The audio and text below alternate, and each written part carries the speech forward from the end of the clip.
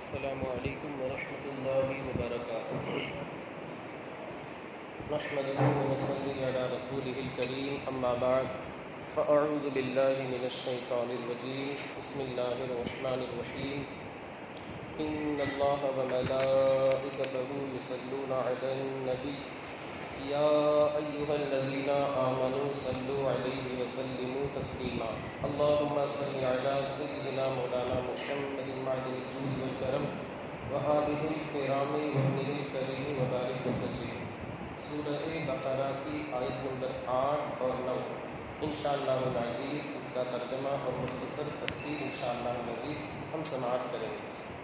اللہ تبارک و تعالیٰ ارشاد فرماتا ہے وَمِنَ النَّاسِ مَن يَقُولُ آمَنَّا بِاللَّهِ وَبِالْيَوْمِ الْآخِرِ وَمَا هُمْ بِمُؤْمِنِينَ۔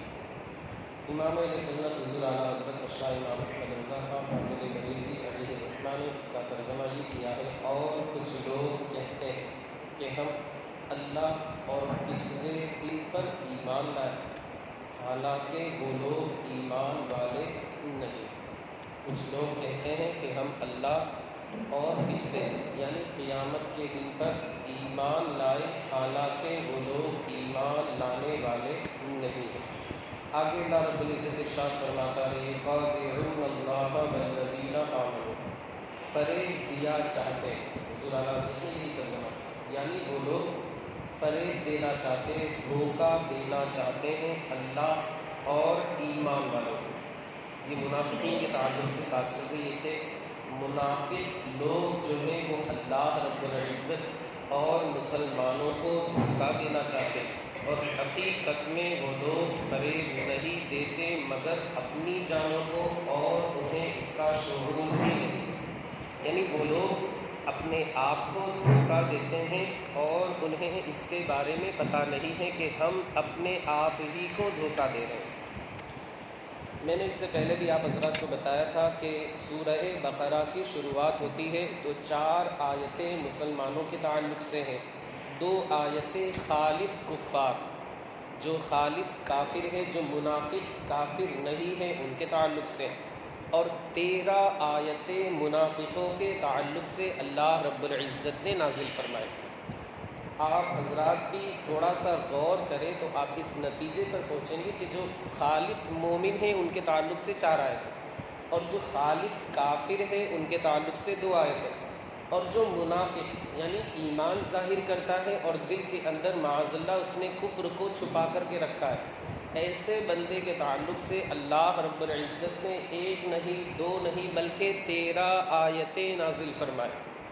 آپ اگر غور کریں تو آپ اس نتیجے پر پہنچیں گے کہ اللہ رب العزت نے ان منافقوں کے فتنے کے ذریعے تفصیل کے ساتھ ڈیٹیل میں اللہ رب العزت نے مسلمانوں کو آگاہ فرمایا، اس لیے کہ یہ مسلمانوں کے ساتھ بالکل گھل مل کر کے رہتے تھے، اٹھنا بیٹھنا چلنا پھرنا، بات چیت کی مجلسیں، مسجد میں ایک ساتھ نماز پڑھنا، ایک ساتھ افطاری کرنا، اور بلکہ مسجد میں مسلمانوں سے بھی پہلے پہنچ جانا۔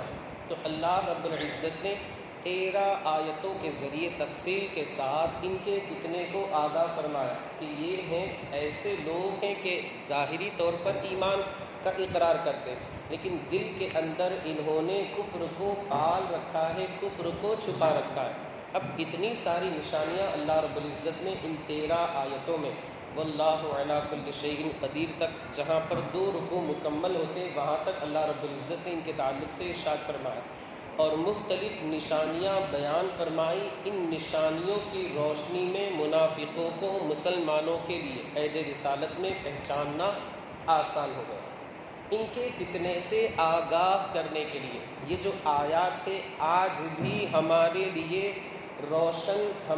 روشن دلیل ہے، اور ہمارے لیے رہنمائی کرتی ہے کہ آج بھی اگر معاذ اللہ کوئی اس طریقے کا کام کرتا ہے جو زبان سے تو اللہ اللہ کرتا ہے لیکن دل میں نبی کا گستاخ ہے، معاذ اللہ مصطفیٰ کریم صلی اللہ علیہ وآلہ وسلم کی گستاخی اس کے دل میں ہے، ہرگز ہم اس سے تعلق نہیں رکھیں گے۔ جو نبی کا نہیں وہ ہمارا نہیں، بالکل یقینی بات ہے۔ آج بھی یہ 13 آیتیں ہمیں ان میں غور کرنا ہے اور ان کے فتنے سے اپنے آپ کو بچانا ہے۔ اچھا، یہ جو منافقت، نفاق جو ہے، اس کا فاؤنڈر کون ہے اور اس کی بنیاد کب سے پڑی؟ تو حدیث پاک کے اندر آتا ہے، اور مؤرخوں نے بھی لکھا ہے سیرت کی کتابوں میں، تفسیر کی کتابوں میں، کہ عبداللہ بن ابی نام کا ایک یہودی تھا اس زمانے میں مدینہ منورہ کے اندر۔ عبداللہ بن ابی یہ منافقوں کا سردار تھا۔ یہ اس وقت مدینہ منورہ میں تھا، ہجرت سے پہلے کی بات۔ اللہ کے رسول صلی اللہ علیہ وسلم نے ہجرت نہیں فرمائی، چونکہ یہ یہودی عالم تھا۔ لوگ چونکہ وہاں اوس و خزرج اور دوسرے جو قبیلے تھے وہ پڑھے لکھے نہیں تھے، کھیتی باڑی کرنے والے تھے، ظاہر سی بات ہے۔ اب یہ جو عبداللہ بن ابی تھا، یہودی عالم تھا، لوگ اس کی طرف رجوع کرتے تھے، اس کی بات مانتے تھے، اس کو لوگ عزت کی نگاہ سے دیکھتے تھے، بلکہ یہاں تک طے ہو گیا تھا کہ اس کو سردار بنانے کی بات پکی ہو گئی تھی۔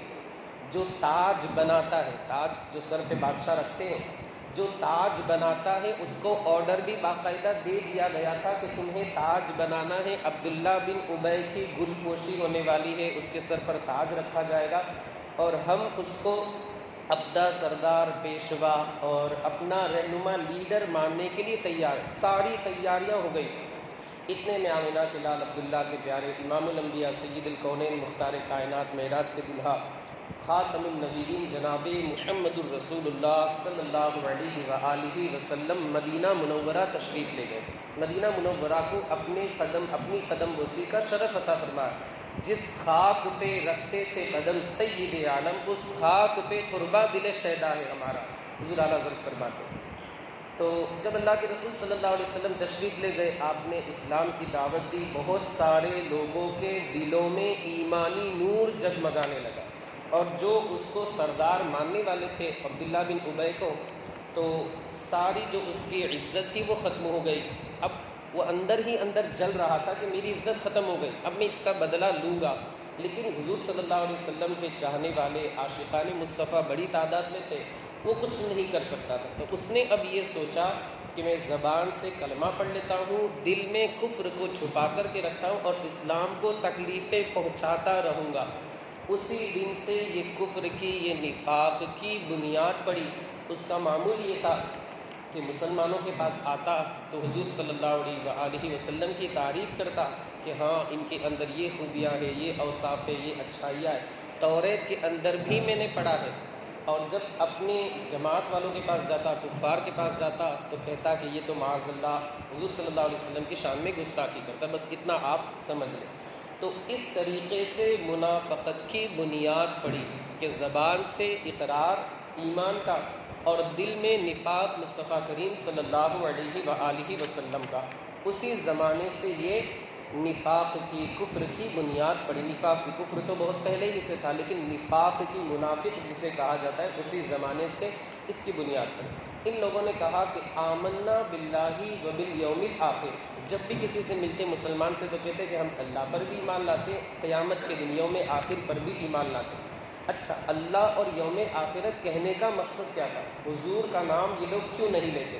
تو اس کی دو وجہ مفسرین کرام نے بیان فرمائی۔ ایک تو یہ وجہ کہ اللہ اور یوم آخرت اگر ہم کہہ دیتے ہیں تو ساری چیزیں اس میں آ جائیں، اللہ رب العزت کی ذات کریمہ اور یوم آخرت۔ یوم آخرت ایک کنارہ ہے، اس میں ساری چیزیں آ جائے گی، نبی، کتاب، آسمانی فرشتے وغیرہ ساری چیزیں آ جائے گی۔ ایک تو یہ، یعنی وہ لوگ اپنے مکمل مومن ہونے کا ثبوت دینے کے لیے اللہ اور یوم آخرت پر ایمان لائے یہ لفظ استعمال کرتے تھے۔ اور ایک دوسری وجہ مفسرین کرام بھی بیان فرماتے ہیں کہ بات دراصل یہ تھی کہ یہ لوگ حقیقت میں یہودی تھے، یہ لوگ حقیقت میں یہودی تھے، اور یہودیوں کا یہ ایک عقیدہ ہے ان کے مذہب کے مطابق بھی کہ وہ لوگ اللہ کو بھی مانتے ہیں اور قیامت کے دن کو بھی مانتے ہیں، اللہ کو بھی مانتے ہیں، قیامت کے دن کو بھی مانتے ہیں۔ اب آپ پوچھیں گے کہ پھر ان لوگوں کو کافر ہم کیوں کہتے ہیں؟ ان لوگوں کو کافر اس وجہ سے کہتے ہیں کہ معاذ اللہ، صد بار معاذ اللہ، مصطفیٰ کریم رؤوف الرحیم جناب محمد الرسول اللہ صلی اللہ علیہ وآلہ وسلم کو وہ لوگ نبی اور رسول نہیں مانتے۔ آدمی کے کافر ہونے کے لیے اتنا ہی کافی ہے۔ تو یہ یہودی تھے، اور اللہ اور یوم آخرت کو یہ لوگ مانتے تھے۔ یہ جملہ کہ ہم اللہ اور یوم آخرت پر ایمان لائے، اسے کہہ کر وہ اپنے یہودی بھائیوں کو دھوکہ دینا چاہتے تھے، تاکہ یہودی اگر یہ سنیں تو کہیں ہاں بالکل سچ کہہ رہا ہے۔ کیوں؟ اس لیے کہ ہم یہودیوں کا یہی عقیدہ ہے کہ ہم اللہ پر بھی ایمان لائے، یوم آخرت پر بھی ایمان لائے۔ میری بات آپ سمجھ رہے ہیں؟ یعنی پہلو دار بات کہنا۔ آج کل ہمارے معاشرے میں بھی ایسا ہوتا ہے کہ ہم ایک تیر سے دو نشان، یہ لفظ استعمال کرتے ہیں، یہ جو جملہ ہے، کہاوت ایڈیم جسے کہا جاتا ہے، ایک تیر سے دو نشان۔ تو اس طریقے سے انہوں نے یہ جملہ استعمال کیا، مسلمان مطمئن ہو جائے کہ ہاں اللہ اور یوم آخرت پر ایمان لائے، اور یہودی بھی مطمئن ہو جائے کہ ہاں اللہ اور یوم آخرت پر ایمان لائے، کیونکہ ہم یہودیوں کا بھی یہ عقیدہ ہے کہ اللہ ایک ہے اور قیامت کا دن ہونا ہے۔ تو یہودیوں کو مطمئن کرنے کے لیے اور مسلمانوں کو بھی مطمئن کرنے کے لیے وہ لوگ یہ جملہ کہتے ہیں۔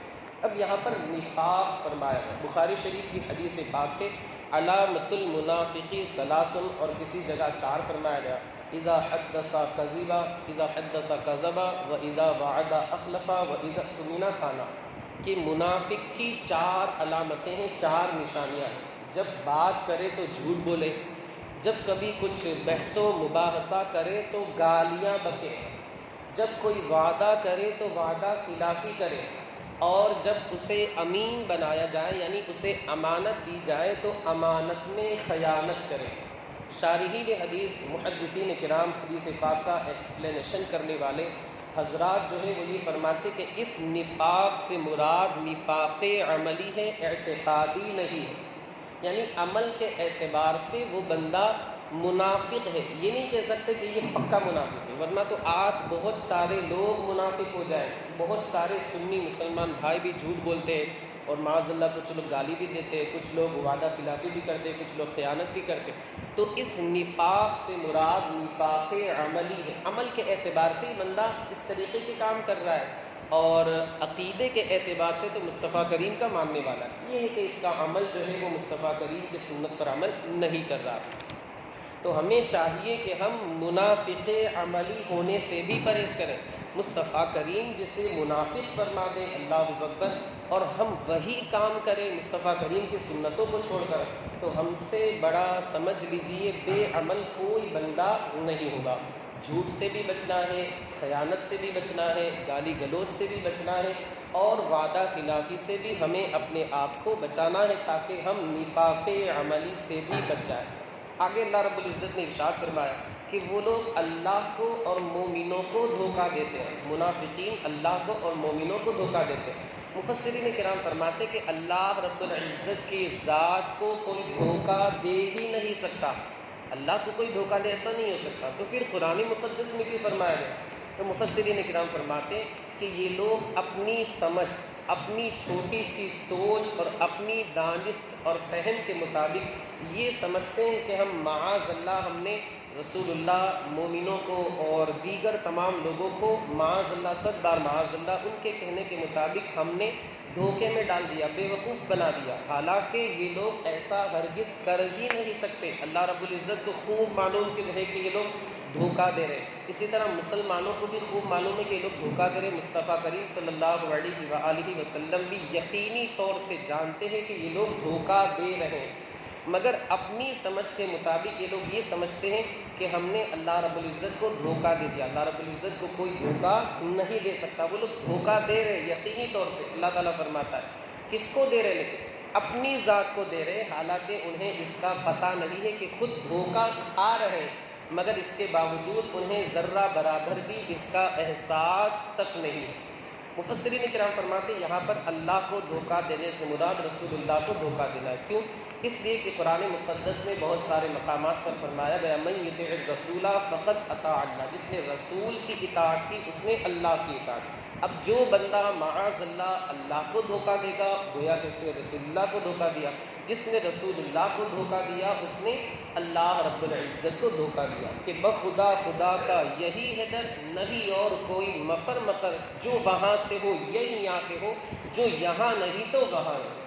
حضور اکرم صلی اللہ علیہ وآلہ وسلم کی اطاعت اللہ رب العزت کی اطاعت ہے، اور حضور صلی اللہ علیہ وآلہ وسلم کی دشمنی، گستاخی، معاذ اللہ، 100 بار معاذ اللہ، یہ اللہ رب العزت کی بارگاہ میں گستاخی کرنا ہے۔ اللہ تعالیٰ ہماری حفاظت فرمائے۔ اور مصطفیٰ کریم کو یہ لوگ کس طریقے سے دھوکہ دے سکتے کہ حضور تو جنتی دوزخی سب کو جانتے۔ ایک مرتبہ آپ حدیث پاک میں آتا ہے، بخاری شریف کی حدیث پاک ہے، علم غیب مصطفیٰ میں سے بیان بھی کیا جاتا ہے، 2 رجسٹر آپ لائے، آپ نے جنتیوں کے صبح قیامت تک جتنے بھی لوگ جنت میں جانے والے سب کے نام بتا دیے۔ صبح سے لے کر شام تک یہی سلسلہ چلتا رہا، اور دوسرا جو رجسٹر تھا اس میں جہنمی تھے، ان کے بھی نام آپ صلی اللہ علیہ وآلہ وسلم نے بتا دیے۔